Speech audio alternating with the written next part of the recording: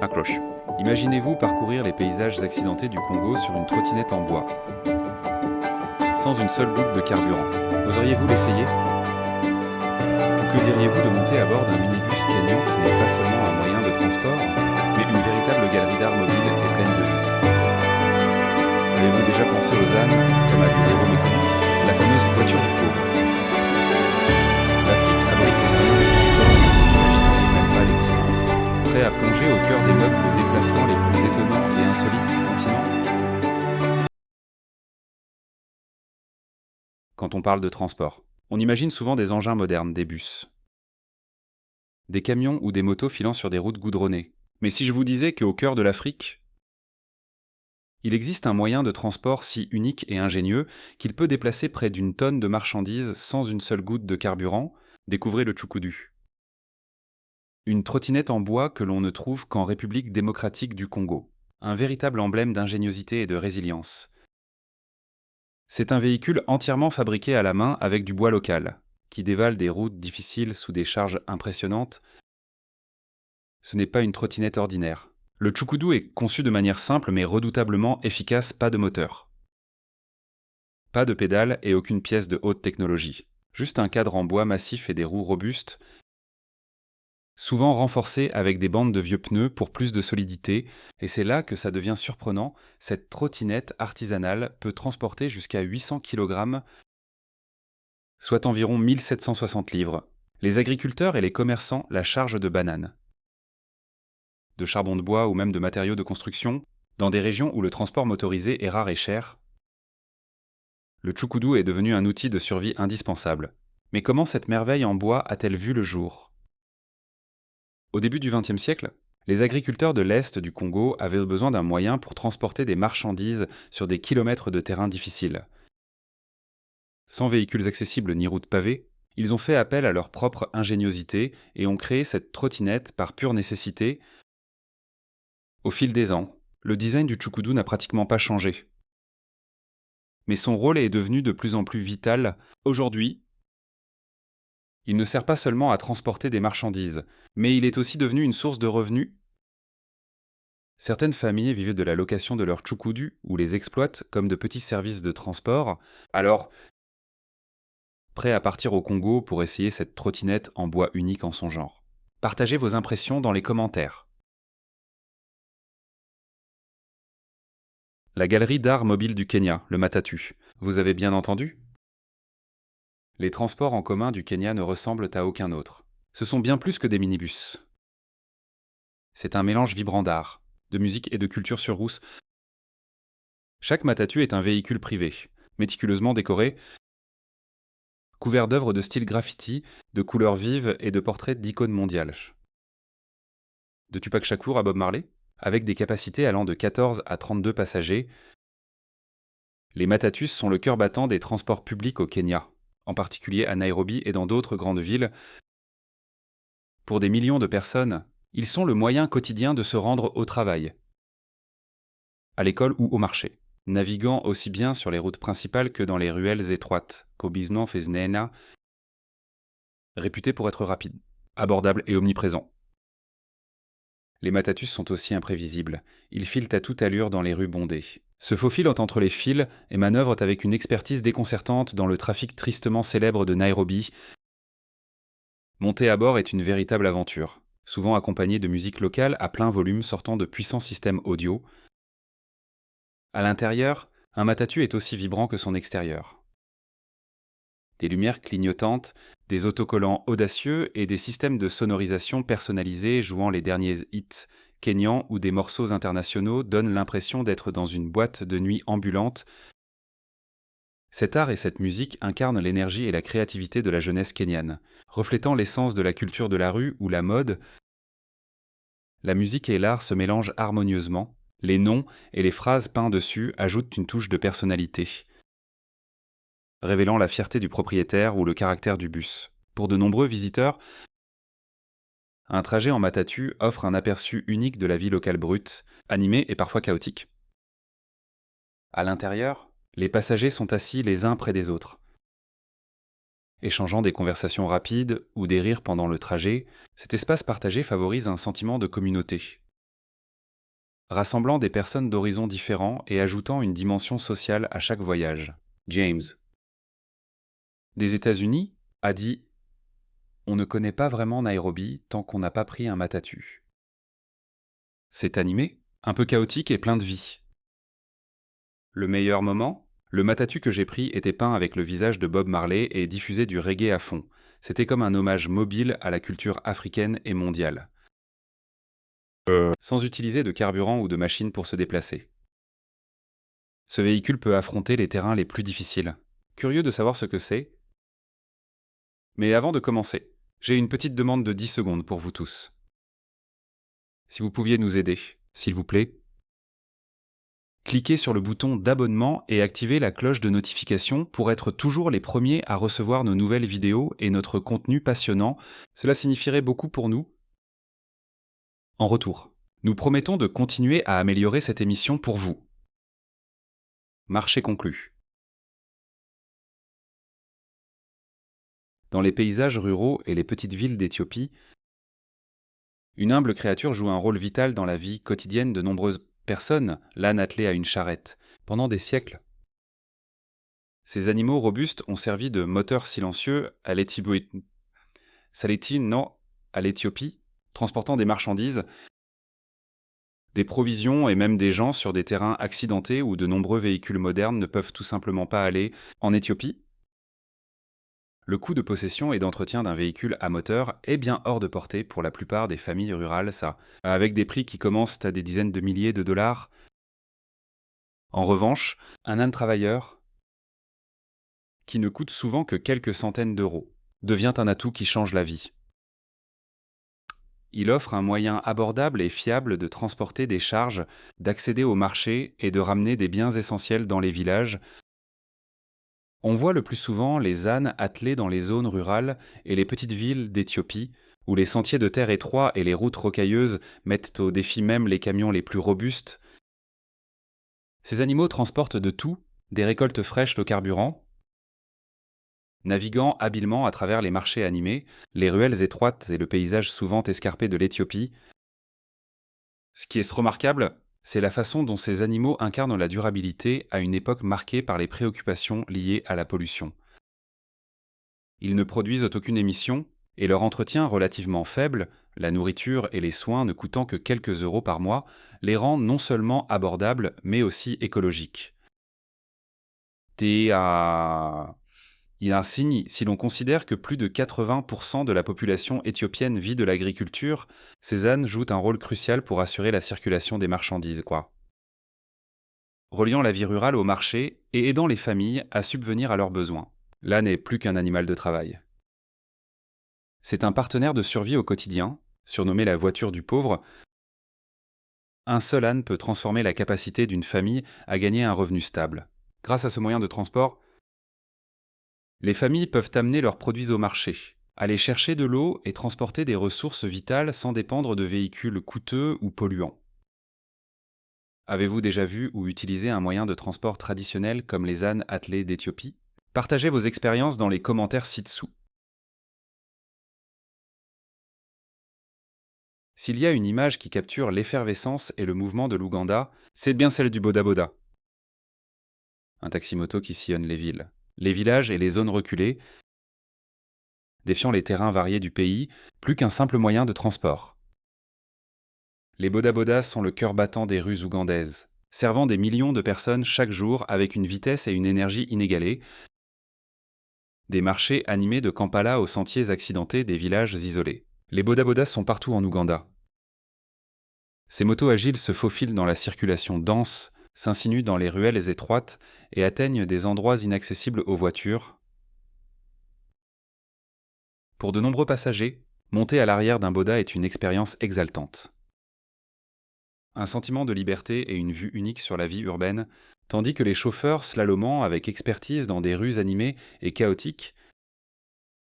Les Boda Bodas sont essentiels à l'économie ougandaise, face au manque d'emplois formels. De nombreux jeunes Ougandais dépendant de la conduite de Bodas pour obtenir un revenu stable. Ces chauffeurs sont des experts en navigation, connaissant chaque raccourci et chaque route cachée, aidant ainsi les passagers à éviter les embouteillages et à arriver rapidement à destination. Cela ne fait pas seulement gagner du temps, mais ajoute aussi une touche d'aventure pour les passagers. Cependant, les boda-boda comportent des risques. Les normes de sécurité varient, et les casques ou équipements de protection ne sont pas toujours fournis. Dans les villes, les accidents impliquant des bodas sont fréquents en raison des vitesses élevées dans un trafic dense et sur des routes imprévisibles. Cela a incité les autorités locales à travailler sur l'amélioration des réglementations de sécurité. Malgré ces risques, les boda-bodas s'offrent un transport abordable et flexible, en particulier pour ceux qui n'ont pas de voiture.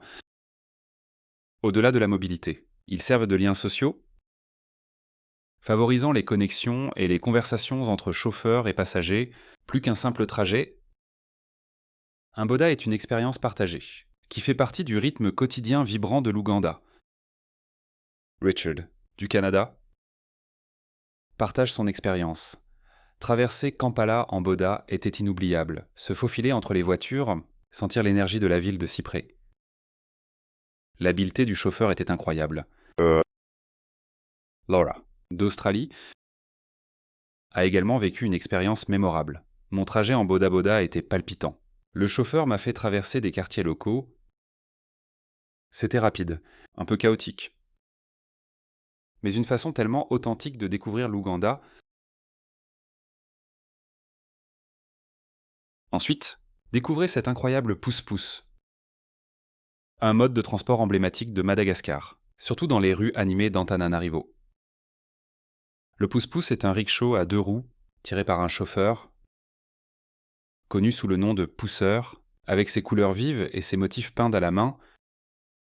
Le pousse-pousse est plus qu'un simple moyen de se déplacer. C'est un symbole roulant de la culture, de l'artisanat et de la résilience malgache. Ces rickshaws sont apparus à Madagascar au XIXe siècle, inspirés de véhicules similaires à traction humaine venus d'Asie, avec le temps. Ils sont devenus un moyen de transport abordable et accessible dans les villes des hauts plateaux de Madagascar, où les voitures étaient trop chères pour la plupart des gens. Aujourd'hui, ils restent essentiels, offrant aux habitants et aux touristes un moyen simple et écologique de parcourir de courtes distances ou de transporter des marchandises en ville. Chaque pousse-pousse est une petite œuvre d'art. Peint à la main dans des couleurs éclatantes, ces rickshaws sont ornés de motifs complexes qui reflètent le talent et la créativité des artisans malgaches. Les couleurs, les motifs et les dessins de chaque pousse-pousse racontent des histoires de fierté locale et d'artisanat. Ajoutant de la personnalité aux rues de la ville, pour les pousseurs qui les conduisent, ces rickshaws ne sont pas seulement des véhicules, mais un moyen de subsistance.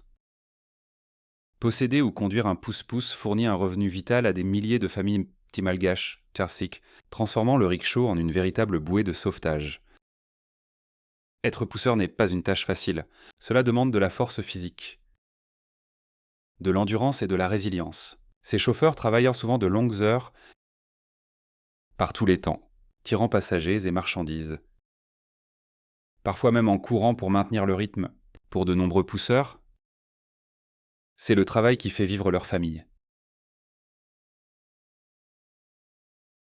Dans la ville enchanteresse de Marrakech. Au Maroc, les calèches vous transportent à une époque où les voitures ne régnaient pas encore sur les rues. Ces calèches emblématiques, souvent peintes dans des tons de vert éclatants et ornées de motifs traditionnels, se frayent un chemin à travers les anciennes ruelles et les places de la ville, offrant un charme d'antan unique. Apparues au début du XXe siècle, alors que les voitures étaient encore rares, les calèches sont rapidement devenues essentielles pour se déplacer à Marrakech. Même avec l'arrivée des transports modernes, ces calèches restent aussi populaires que jamais. Utilisées non seulement par les touristes désireux d'explorer les monuments historiques de Marrakech, mais aussi par les habitants pour de courts trajets au sein de la Médina, le cœur historique de la ville. Dans des lieux animés comme la place Jemaa El Fna et près de la majestueuse mosquée Koutoubia, les calèches offrent une manière plus lente et plus tranquille de découvrir la beauté de la ville. Une balade en calèche est une expérience sensorielle qui permet aux passagers de s'imprégner du son des sabots sur les pavés, de l'odeur des épices des marchés voisins et des couleurs chaudes et ensoleillées des bâtiments de Marrakech. Pour ceux qui ne connaissent pas la ville, ces calèches offrent une évasion tranquille loin de l'agitation des rues. créant un moment rare pour savourer l'atmosphère intemporelle du Maroc. Pour de nombreuses familles à Marrakech, la conduite des calèches est une tradition transmise de génération en génération. Ce n'est pas simplement un travail, c'est un mode de vie, ancré dans la fierté culturelle et un lien avec le passé de Marrakech. Chaque cocher connaît les secrets de la ville, partageant des histoires et des légendes locales avec les passagers, tout en les guidant à travers les rues labyrinthiques de Marrakech. Dans les villes et villages animés de Tanzanie, une forme unique de transport public domine les rues, le daladala. Ces minibus colorés, pouvant accueillir de 12 à 30 passagers et en transportant souvent bien plus, sont un spectacle à voir. Monter dans un daladala, c'est entrer dans un monde aussi coloré que chaotique. Des graffitis vifs, des autocollants et même des slogans religieux recouvrent l'extérieur de ces minibus. Chaque véhicule étant décoré de manière unique pour refléter l'esprit de son propriétaire. À l'intérieur, l'expérience n'est pas moins animée. Les daladala sont connus pour entasser autant de passagers que possible. Il est courant de voir des passagers partager des sièges ou se tenir debout, serrés les uns contre les autres, s'agrippant à ce qu'ils peuvent pour garder l'équilibre pendant que le chauffeur manœuvre habilement dans la circulation. Malgré l'espace parfois exigu, les daladala sont essentiels à la vie quotidienne de millions de Tanzaniens.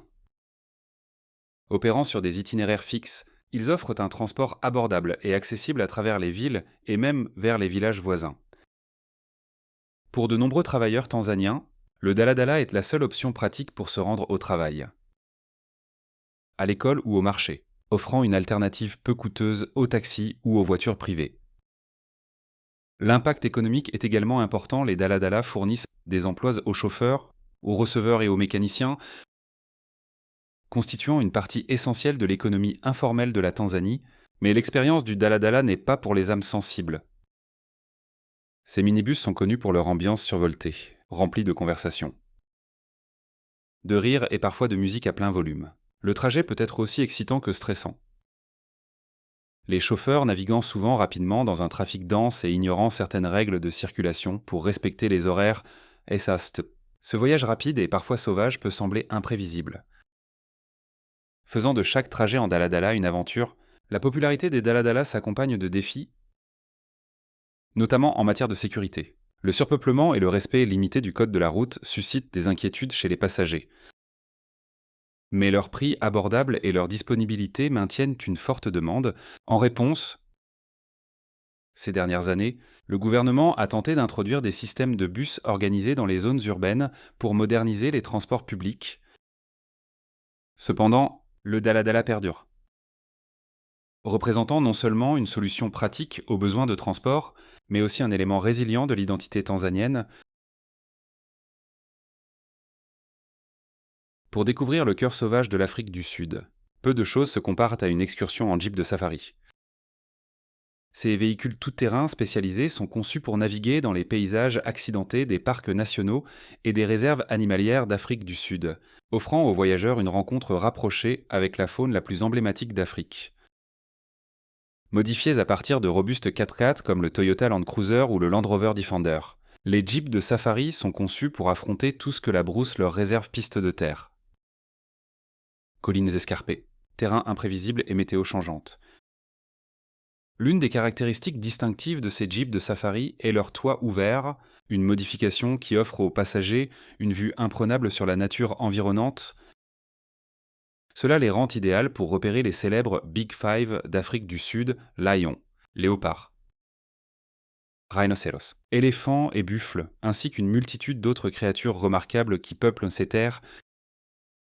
Les safaris matinaux révèlent le parc qui s'éveille, tandis que les excursions du soir sous un ciel étoilé offrent une atmosphère mystérieuse alors que les animaux nocturnes commencent à se déplacer. Imaginez alors que la Jeep traverse les hautes herbes, vous sentez l'air frais. Entendez le rugissement lointain d'un lion ou captez l'odeur de la terre fraîchement retournée par les pattes massives d'un éléphant. Des guides et des rangers expérimentés accompagnent chaque excursion, offrant des informations fascinantes sur les animaux, les plantes et les écosystèmes délicats qui vous entourent, faisant de chaque voyage une expérience d'apprentissage autant qu'une aventure, pour les photographes. Les jeeps de safari sont inestimables. Leur capacité à accéder à des zones reculées du parc signifie que même les animaux les plus insaisissables peuvent être observés dans leur habitat naturel, suivre une troupe de lions dans les hautes herbes, observer un troupeau d'éléphants à quelques mètres de distance ou apercevoir un léopard dans un arbre sont des moments qui restent gravés dans la mémoire. Le design à ciel ouvert garantit qu'il n'y a rien entre vous et la nature sauvage, un privilège rare dans un monde qui semble de plus en plus déconnecté de la nature. Beaucoup de ces jeeps sont conçus dans un souci de durabilité, intégrant des modifications écologiques comme des moteurs à faibles émissions et des accessoires à énergie solaire pour réduire leur empreinte environnementale. Les opérateurs de safari sont très conscients de la nécessité d'équilibrer le tourisme et la conservation en veillant à ce que les visiteurs vivent une expérience authentique tout en respectant les écosystèmes fragiles qu'ils viennent admirer. Grâce à ces efforts, les safaris contribuent au tourisme durable et à la préservation de la beauté sauvage de l'Afrique du Sud pour les générations à venir.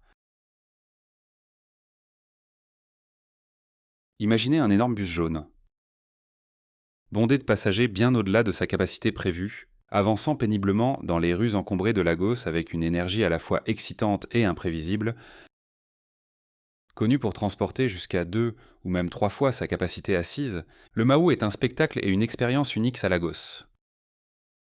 Offrant aux Nigérians un mode de transport sauvage mais essentiel, le Mahou n'a pas commencé comme un bus de passagers. Dans les années 70 et 80, ces bus étaient initialement conçus pour le transport de marchandises. Mais, alors que la demande de transport de masse abordable montait en flèche, ces bus robustes ont été réaménagés pour répondre aux besoins de Lagos. Chaque bus Mahou a été rapidement transformé d'un transporteur de fret en un transporteur de personnes, assumant un rôle entièrement nouveau dans le système de transport du Nigeria. Les passagers remplissaient le bus à ras-bord, débordant souvent par les portes ou trouvant même de la place sur le toit. Pour de nombreux Nigérians, prendre le Mahou n'était pas seulement un trajet quotidien, c'était une aventure. Un trajet en Mahou est une expérience en soi, façonnée par l'atmosphère animée et bondée à l'intérieur. Des vendeurs montaient et descendaient, vendant des encas, de l'eau et de petits articles aux passagers serrés les uns contre les autres. Des prédicateurs partageaient parfois des sermons, et un mélange animé de bavardage et de musique locale remplissait l'air, donnant à chaque voyage l'impression d'être une petite communauté mobile. Des slogans vifs et des phrases peintes recouvraient l'extérieur des bus, transformant chaque Mahou en une toile mouvante de la culture de la rue de Lagos. Naviguer dans Lagos à bord d'un bus Mahou n'était pas une mince affaire. Ces bus étaient connus pour éviter les nids de poules. Se faufiler dans des rues étroites et emprunter des itinéraires difficiles. Pour les passagers, le Mahou incarnait un esprit de résilience. À chaque trajet à travers des rues bondées et chaotiques, les passagers ressentaient l'essence brute de Lagos imprévisible, vibrante et pleine de vie. Prendre un Mahou était un rite de passage, une façon de vivre l'agitation de la ville de très près. Et enfin, un minibus vert vif connu sous le nom de Sata se ferait un chemin à travers les rues bondées et les routes de campagne poussiéreuses et, transportant avec lui le pouls de la vie malienne, à Bamako, la capitale animée du pays, et dans d'autres villes. Le SATA est un mode de transport public essentiel, reliant les gens à leur travail, à l'école et au marché. Ces minibus animés, souvent vieillissants et peints de couleurs vives, sont bien plus qu'un simple moyen de transport. Prendre un SATA est une expérience unique. Les passagers se serrent dans le bus aux côtés de sacs de course, d'effets personnels et parfois même de bétail, créant un mélange d'odeurs, de sons et de textures qui reflètent la diversité de la population malienne. Les conversations fusent, les rires emplissent l'air et un sentiment de communauté se développe entre des inconnus partageant le voyage. Le chauffeur, qui est souvent une personnalité connue localement, ajoute à cette atmosphère, naviguant habilement dans les rues animées tout en négociant parfois les tarifs ou en faisant des arrêts imprévus en fonction des besoins des passagers. De cette façon, chaque trajet devient une aventure imprévisible mais charmante. Malgré son nom, qui suggère une structure formelle, de nombreux véhicules SATA sont des propriétés privées gérées par des chauffeurs individuels. Ce système de fonctionnement informel signifie que les itinéraires, les arrêts et les tarifs peuvent varier, donnant au trajet en SATA une qualité distincte et fluide qui semble presque spontanée. Pour les passagers, cette flexibilité fait partie de l'attrait, car les bus SATA couvrent un large éventail de zones, des centres urbains aux régions reculées, ce qui en fait une option de voyage abordable et accessible pour d'innombrables familles maliennes. Mais le SATA est plus qu'un simple moyen de transport pratique. C'est un centre social vital. Favorisant les liens entre les Maliens de tous horizons, au cours d'un seul trajet, un SATA peut transporter des enseignants, des agriculteurs, des commerçants et des étudiants, chacun échangeant des histoires, des idées et des rires. Ces bus deviennent des lieux de rassemblement mobiles où les communautés se renforcent, créant des liens qui reflètent l'esprit collectif du Mali. Pour les chauffeurs, conduire un SATA est plus qu'un travail. C'est un rôle empreint de fierté et de reconnaissance. Connus pour leur habileté, leur endurance et leur connaissance des rues labyrinthiques de la ville, ces chauffeurs deviennent des figures respectées dans leur communauté. Ces dernières années, des options de transport modernes ont commencé à émerger dans les villes du Mali. Mais le SATA reste un symbole durable de la vie malienne. Ces bus verts vifs, remplis de gens, de marchandises et d'histoires, continuent de circuler dans les rues, reliant les distances et unissant les communautés à chaque voyage. Si vous avez aimé la vidéo d'aujourd'hui, n'hésitez pas à cliquer sur le bouton « J'aime » et n'oubliez pas de vous abonner à la chaîne. Votre soutien compte énormément pour nous. Cliquez sur la vidéo qui apparaît sur votre écran maintenant. Je suis sûr que vous allez adorer ce contenu. Dites-nous en commentaire quel prochain pays vous aimeriez voir sur notre chaîne. Merci beaucoup d'avoir regardé et à très bientôt dans la prochaine vidéo. Si vous avez aimé la vidéo d'aujourd'hui, n'hésitez pas à cliquer sur le bouton « J'aime » et n'oubliez pas de vous abonner à la chaîne. Merci beaucoup d'avoir regardé et à bientôt dans la prochaine vidéo.